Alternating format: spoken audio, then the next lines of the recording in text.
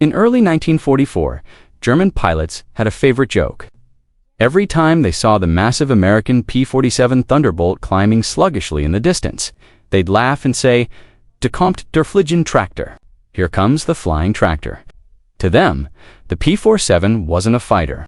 It was a brick with wings. Too heavy, too slow, too clumsy.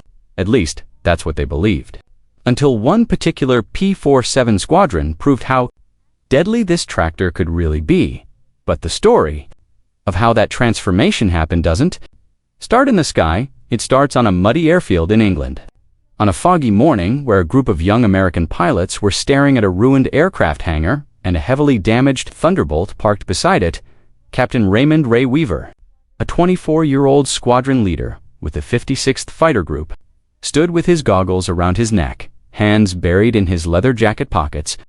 He had flown the Thunderbolt for 8 months now, and every single day he heard the same thing. It's too big, too heavy, too slow. And although he wouldn't admit it, sometimes he feared the Germans might be right. The P-47 was the heaviest single-engine fighter in the war. Fully loaded, it weighed over 8 tons, twice the weight of a Messerschmitt 109. When you fired its 8.50 caliber machine guns for more than 2 seconds, the recoil shook the entire cockpit like a jackhammer. And in a climb, German fighters could dance around it like wasps harassing a bear. But Ray also knew something the Germans didn't when used the right way. The P-47 was unstoppable. As the fog began to lift, the pilots gathered around the briefing tent. Major Hopkins stepped forward, tapping a long wooden pointer on the map. Listen up. Today, the Luftwaffe thinks we're running bomber escort. Only wrong, we're flipping the table. He pointed to a red circle on the map deep in western Germany. Reports that the Germans moved a fresh batch of fighter groups here. Over 40 aircraft, mostly 109s, a few 190s. They think we won't risk pushing Thunderbolts that far. He paused, grinning. They're wrong about that too. Ray's squadron exchanged looks, a mixture of nerves and excitement. Long-range missions were brutal on the P-47. The big radial engine guzzled fuel like a thirsty elephant. But today wasn't an escort mission. Today was something else entirely. "We're going hunting," the major said. A hush settled. Ray felt a thrill he hadn't felt in months. The Germans called the Thunderbolt slow, but they didn't know about the new strategy Hopkins had implemented: altitude, dives from above 25,000 feet. A P-47 diving at full speed was a meteor with guns. Nothing in the European skies could outrun it in a dive knot, even the sleek FW-190. As the pilots strapped in and the ground crews wheeled away the ladders, the airfield roared to life. Engines coughed, sputtered, and then snapped into a deep, thunderous growl that shook the frozen ground. Mechanics ran for shelter as the P-47S taxied forward, spraying mud behind their wheels.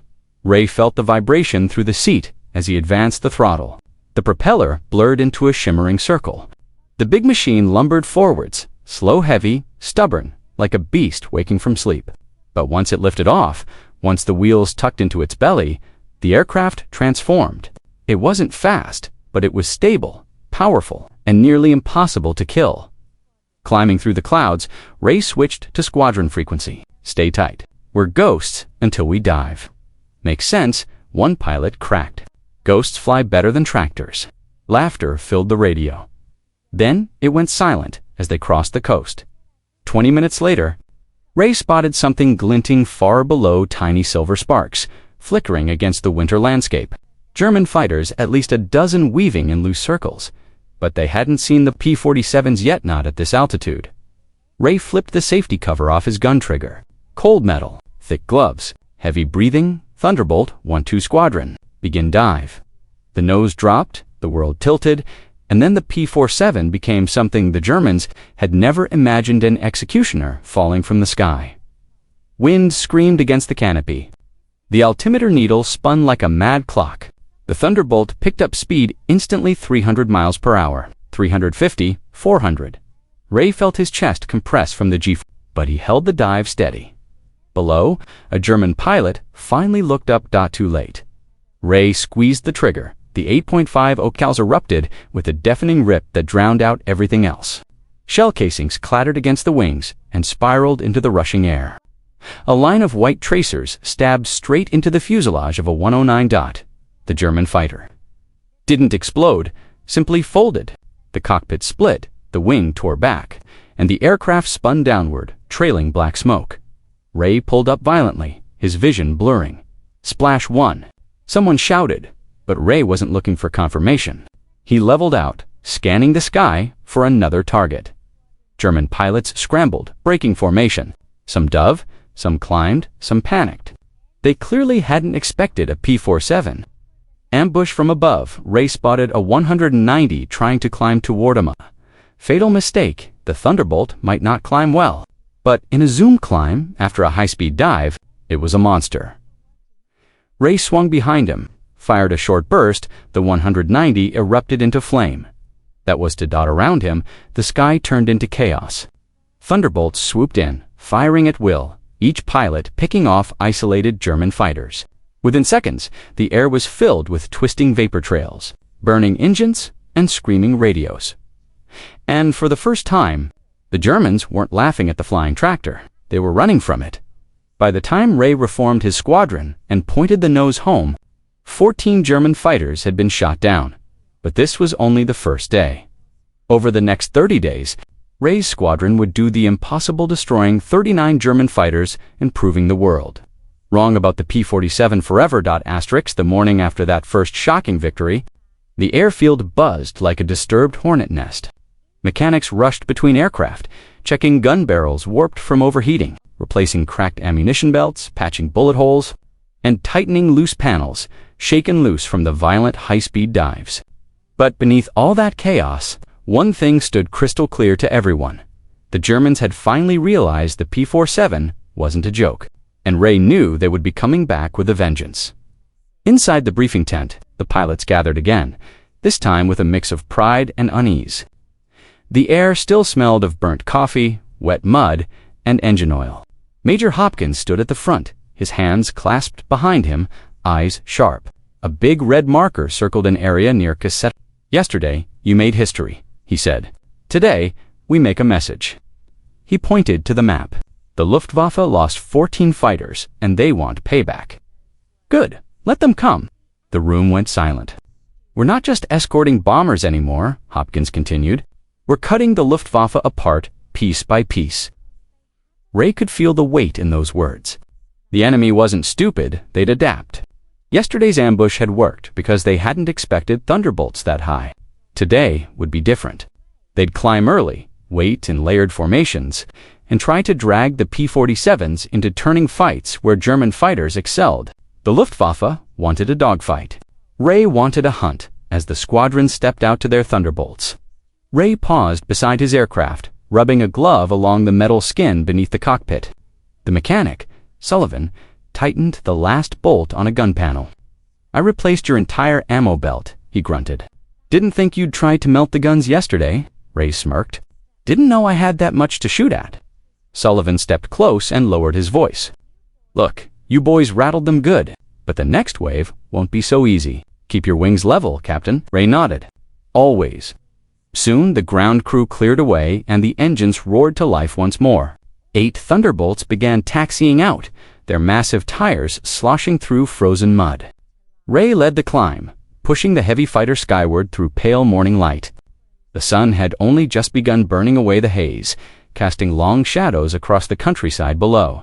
At 23,000 feet, the air grew thin and biting cold. Frost crept along the edges of Ray's canopy. He checked his fuel. He checked his oxygen. He checked his guns. Everything in perfect order. Asterisk then, the radio crackled. "Thunderbolt 1, this is lead control. Multiple groups lifting from Frankfurt. Countess, stand by. 27 fighters, a beat. They're coming for you." Ray felt his heart beat steady, not rise. "Copy. Tell them we brought extra." Laughter flickered across the frequency. "No fear. Just fire." 10 minutes later. Dark specks materialized, ahead German fighters climbing in tight formation, sunlight flashing across their wings. 48 hours ago, they would have ignored P-47s, not today. 109 broke formation early, dipping a wing, testing the Americans' reaction. Ray kept his plane steady. Hold, hold. The 109 climbed sharply, trying to bait them. Ray didn't follow. He knew better. German pilots were masters of the vertical spiral, dragging heavier fighters upward until they stalled. Not today. Finally, Ray saw what he was waiting for: another group of German fighters slightly above and behind the first. They were stacking altitude, setting up a trap, trying to herd the Americans downward. They think we're going to fight their fight, Ray murmured. Not happening. He switched to squadron-wide frequency. Thunderbolt squadron, break left and climb. We take the high perch. Engines groaned as the Thunderbolts heaved upward. German radios must have lit up with alarm because both enemy groups adjusted instantly, trying to block the move. Too late, Ray's squadron slipped above them at 28,000 feet, just enough to flip the power dynamic. Whoever held the altitude held the hammer. Ray shoved the throttle and rolled into a steep dive. All wing strike from above. The Thunderbolts pounced. .8.50 caliber guns roared to life as Ray fired the first burst. Tracers streaked past a 190's canopy, slicing through its right wing. The fighter jerked sideways, trailing smoke. Another Thunderbolt screamed past Ray's left, guns hammering as a 109 burst into flames. The German formation unraveled instantly, turning into a whirlpool of twisting aircraft. But the Germans fought back viciously. Ray spotted two 109s, diving directly toward him. They weren't running, they were going for a head-on pass. Bold, deadly. Ray rolled left at the last second. Bullets tore across his right wing, punching holes like glowing teeth marks. Warning lights flickered. Ray steadied the aircraft, heart pounding. "I'm hit, but good," he called out.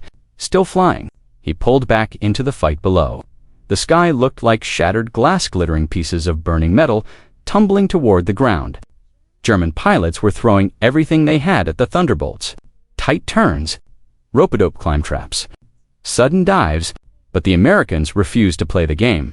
Every time a German tried to drag a P-47 into a twisting turn, another Thunderbolt would dive from above, forcing him to break away. Ray caught sight of a lone 190 trying to climb back to safety. A mistake. The Thunderbolt might be slow to climb, but not after building speed. Ray dove slightly, built momentum, and pitched upward after him. He fired a short burst. The 190 lurched violently as the canopy shattered. The pilot bailed out seconds before the aircraft exploded. "Splash another?" Ray muttered. Within minutes, the Luftwaffe's perfect layered formation had become a storm of panic. Radios were full of German voices shouting for help, calling out numbers, begging for support that would never come. They had expected an easy victory. Instead, the flying tractors were cutting through them like wolves, tearing into scattered sheep. By the time Ray and his squadron left German airspace, the sun was dipping low, turning clouds blood orange. They counted their losses. None. They counted their victories. 11 more downed German fighters. 25 in 2 days. But what none of them knew yet was this: the Luftwaffe command had noticed, and they weren't going to let the humiliation continue. The next morning, a new threat would appear in the skies one of the Thunderbolt pilots had never fought before, and it would begin the deadliest phase of the entire 30-day rampage. The Luftwaffe wasn't the type to ignore embarrassment. October 1943 had humiliated them, and the 56th Fighter Group had become a thorn in their side. By November, German intelligence had meticulously analyzed every sortie, every gun camera clip, every flight report. They called the P-47's tactic the American diving method, a high-altitude ambush that defied traditional dogfighting doctrine. And now, they intended to end it. The morning of November 5th dawned gray and brittle. Frost clung to the airfield as Ray and his squadron performed pre-flight checks. Every bolt, every panel, every .50 caliber barrel had to be perfect. The German fighters would come prepared. They had learned from past mistakes. They would try to split the American formation, overwhelm the squadrons, and lure P-47s into low altitude, turning fights where the Thunderbolt could not excel. Ray ran a mental checklist. Engines at full power? Check. Guns cleared and loaded? Check. Radios operational? Check. Flight plan? Memorized. Altitude advantage? Critical. This was no longer a routine escort. This was war pure and simple. The bombers lifted off first, forming their precise V-shaped formations. Ray's Thunderbolts followed in vertical layers, positioning themselves 10,000 feet above. Ray could see the distant shadows of German fighters approaching small dots against the pale November sky. 37 Messerschmitts and Focke-Wulfs, expertly stacked in classic attack formations. They hadn't made the same mistake twice. This time they had altitude, speed, and numbers. Ray's squadron broke into action. "High pass," he ordered over the radio. "Dive through, fire short bursts, then climb. Do not engage in turning fights." The Thunderbolts sliced through the clouds, engines roaring, propellers carving through the cold air. The Germans had expected predictable escort behavior. They had anticipated American pilots hugging the bombers. What they didn't expect was the entire 56th Fighter Group coming from above at 460 miles per hour. The first passes were devastating. One Focke-Wulf had no chance its pilot tried to climb, but the P-47's momentum was unstoppable. 50 caliber bullets tore through wings and fuselage. The aircraft spiraled, smoke trailing like a dark ribbon, and crashed into a frozen field below. Ray's wingman, Lieutenant Cook, scored another. Tracers lit the sky like deadly fireworks, but the Luftwaffe adapted mid-flight. They split into multiple smaller formations, attempting to flank the American pilots. Some dove from below, others tried to climb past the P-47s to reach the bombers. Chaos erupted in the skies. The battle was no longer neat or predictable. It was a three-dimensional maelstrom of fire and metal. Ray dodged a head-on pass from a Messerschmitt, pulling back sharply as bullets riddled the canopy's edge. The German fighter pulled up, trying to outmaneuver him. Ray's mind raced. He couldn't never turn, but he could use gravity and speed. He rolled, then dove past, letting physics do the killing. Every pilot knew the drill. Dive, fire, climb, repeat. No dogfights, no slow turns, no hesitation. Each Thunderbolt became a high-speed predator, diving from above like steel lightning. The German fighters, skilled as they were, had no answer. Their planes could not sustain the extreme forces in the dive, their lighter frames flexing and snapping under pressure. One after another, the Luftwaffe pilots faltered. Over the next 45 minutes, the battle raged in a fluid, deadly dance. Ray's eyes burned, adrenaline surging as he tracked multiple targets simultaneously. Messerschmitts screamed past, trying to escape, but the Thunderbolt's power-to-weight ratio gave them unmatched speed. Focke-Wulfs that tried to outclimb the Americans found themselves trapped in the energy trap. Ray and his squadron had perfected every dive, delivered kinetic energy, and every climb replenished it, keeping the P-47s always on top, literally, by noon. The Americans had shredded the German formations. 18 confirmed kills, 9 damaged, 0 American losses. But the Luftwaffe was relentless. They regrouped, calling in reinforcements. More than 60 fighters this time, including elite pilots with decades of combat experience. Ray could see the determination in the German maneuvers. This wasn't just a fight. It was a campaign of vengeance. Ray's squadron climbed to re-establish altitude advantage. The Germans tried a coordinated ambush from multiple angles, a complex weave meant to confuse and scatter the Americans. But Ray's plan, Zimmy's plan, was simple. Maintain vertical discipline, strike fast, never turn. One squadron at 32,000 feet, another at 30,000, a third at 28,000. When the Germans approached from above, the top squadron dove. When below, the bottom squadron struck. Every maneuver had purpose. Every P-47 pilot understood the mathematics. Minutes turned into an hour. Explosions dotted the landscape below. The sound of machine guns and cannon fire echoed through the thin air. Ray watched as a Focke-Wulf tried to recover from a dive, its wings bending dangerously. With a short burst from his guns, it disintegrated mid-air. Another Messerschmitt followed. Over and over, the Thunderbolts executed their Divan-Zoom tactics with precision. By mid-afternoon, the Luftwaffe had suffered catastrophic losses. 39 German aircraft destroyed in a single month by one squadron's disciplined application of tactics. The useless P-47, once mocked by enemy pilots, had become a weapon of unparalleled efficiency. The Luftwaffe would avoid encounters with the 56th Fighter Group whenever possible.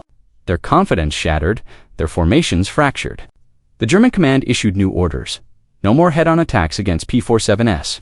Without numerical superiority, Ray landed at Hailworth, exhausted, his Thunderbolt pocked with bullet holes, but still intact. The airfield erupted with cheers. Mechanics rushed to check the planes, counting spent ammunition belts and surveying the damage. Ground crews congratulated the pilots, though they knew better than to underestimate what was coming next. The German response would escalate further. After brief debriefing, Ray walked through the hangars, reflecting. The last 30 days had proven something crucial. Success in aerial combat wasn't just about the aircraft, it was about tactics, mathematics, and discipline. Pilots who understood their planes exploited their strengths, and ignored enemy expectations could achieve the impossible. The next mission, Ray knew, would be the ultimate test. The Luftwaffe would throw everything at them: experienced aces, coordinated squadrons, desperate attacks. But the 56th Fighter Group had proven they could adapt faster, strike harder, and survive longer than anyone thought possible. And for Ray, every dive, every calculated attack, every climb back to altitude was a lesson in turning physics into victory. By the end of November, the 56th Fighter Group would be considered unstoppable in the European theater. German pilots whispered their fear in briefings and bars, calling the P-47A juggernaut of the skies, an aircraft they could neither outmaneuver nor escape. And in the hearts of the Americans, the knowledge was clear. Altitude and speed, combined with flawless tactics, could rewrite the rules of aerial warfare. But even in victory, the war pressed on. Each day brought new missions, new dangers, and the looming specter of winter weather over northern Europe. The 56th Fighter Group had mastered 1 month of air combat, but the next would test their endurance, resolve, and the very limits of the P-47 Thunderbolt itself.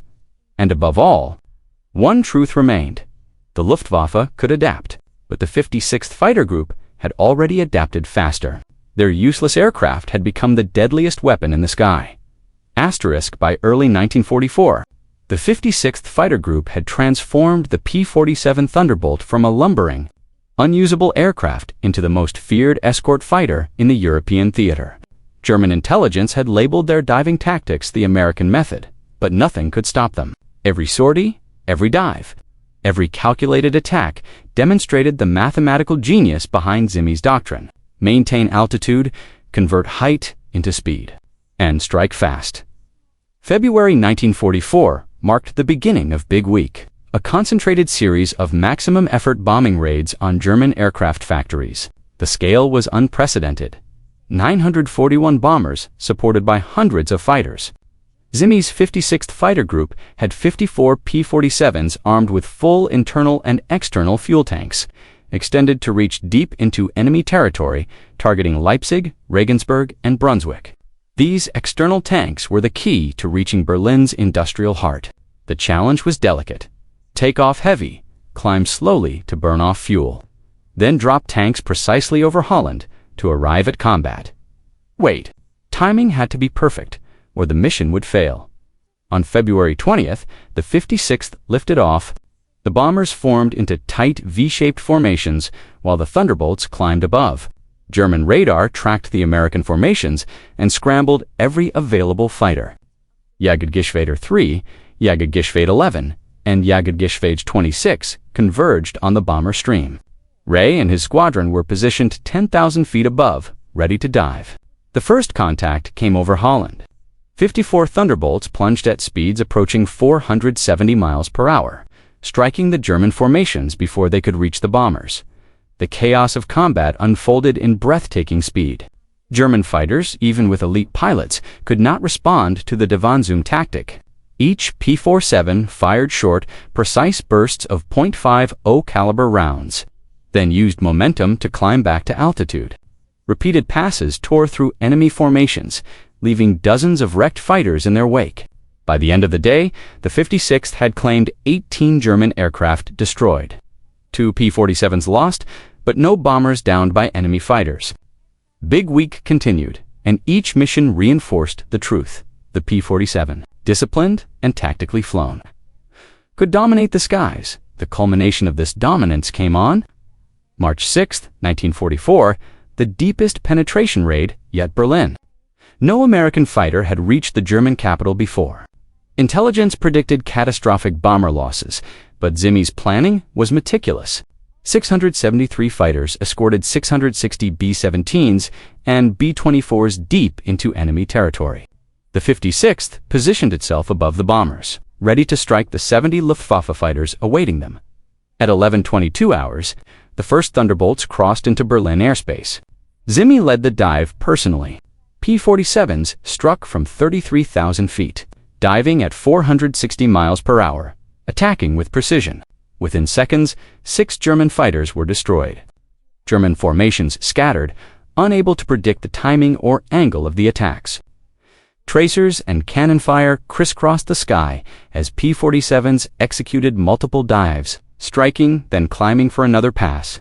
By 12:30, the bombers had completed their missions unimpeded by enemy fighters. The 56th's pilots had destroyed 18 Luftwaffe planes over Berlin alone, securing the airspace for the bombing raid. The significance of the Berlin mission went far beyond numbers. For the first time, American fighters had reached the German capital, neutralized opposition, and returned with minimal losses. Zimme received the Distinguished Service Cross for his leadership and innovation. His tactical doctrines, the refusal to dogfight, the emphasis on altitude, speed, and energy management, were now validated at the highest level. The P-47 Thunderbolt was no longer mocked. It was revered. 3 months later, in preparation for Operation Overlord, the Normandy invasion, the 56th Fighter Group relocated to Boxat Airfield in Essex, closer to the French coast. Their mission was clear: maintain air superiority over the landing zones. From May 8th through June 5th, the group flew 32 high-intensity missions, providing fighter sweeps, bomber escort, armed reconnaissance, and ground attack. Pilots flew 6 days a week, sometimes twice a day, exhausting themselves but never breaking formation discipline. On June 6th, D-Day, the 56th, launched at 0430 hours. 51 P-47s swept the coast ahead of the invasion fleet, intercepting German fighters before they could threaten the beaches. The Luftwaffe had pulled back from coastal airfields days earlier. Aware of the Americans' tactical dominance, P-47s strafed enemy airfields and aircraft attempting takeoff, destroying 9 Focke-Wulfs on the ground and 4 during takeoff. The skies above Normandy remained clear. Ensuring the success of the initial landing waves, the 56th flew again later that day, intercepting bombers and fighter bombers attempting to reach Allied positions. By sunset, the group had flown 97 sorties, destroyed 23 German aircraft, 15 on the ground, and 8 in the air with 0 American losses. The lessons of altitude advantage, Divan-Zoom tactics, and meticulous energy management had allowed the P-47 to dominate both air and ground targets. Securing D-Day's success, by August 12, 1944, Zimme transferred to the 479th Fighter Group to rebuild the unit with P-51 Mustangs. Applying the same principles, his replacement, Lieutenant Colonel David Schilling, continued the 56th's operations seamlessly, maintaining the unit's extraordinary combat record through the end of the war. Under Zimme and Schilling, the 56th Fighter Group produced 39 fighter aces, with pilots such as Francis Gabreski, 28 kills, and Robert Johnson, 27 kills, demonstrating the power of disciplined tactics over luck. By April 1945, the 56th Fighter Group had flown 447 missions, 19,391 sorties, and 64,632 hours of combat, claiming 677.5 German aircraft, destroyed in air-to-air combat, the highest total in the European theater of operations. The P-47 Thunderbolt, once called too heavy to fight, had destroyed more Luftwaffe aircraft than any other American fighter. The key was not the airframe itself, but the mathematical, tactical approach pioneered by Zimme. Never dogfight, exploit altitude, convert energy into speed, and strike decisively. Zimme survived the war and returned to the United States in May 1945, remaining in the Air Force until 1966, retiring as a full colonel. Though he never received a general's star, his influence endured. Energy management, altitude discipline, and boom-on-zoom tactics became fundamental to American fighter doctrine, influencing aircraft like the F-4 Phantom in Vietnam and beyond. The 56th Fighter Group continued through the Cold War, flying F-86 Sabres, F-100 Super Sabres, F-4 Phantoms, and today, training F-16 pilots. The legacy of the Wolfpack endures. The story of the 56th Fighter Group and the P-47 Thunderbolt is a testament to innovation, courage, and disciplined strategy. It demonstrates that success in combat is not just about machines or numbers, but about understanding physics, exploiting strengths, and refusing to fight the enemy's fight. German pilots had laughed at the P-47, dismissing it as useless. By the end of its service in Europe, that same aircraft had dominated the Luftwaffe, protected bombers, secured D-Day, and helped bring victory to the Allies. In the skies over Europe, one lesson became clear: never underestimate the power of discipline, mathematics, and relentless innovation. The Thunderbolt had proven itself, and the 56th Fighter Group had ensured that the world would never forget.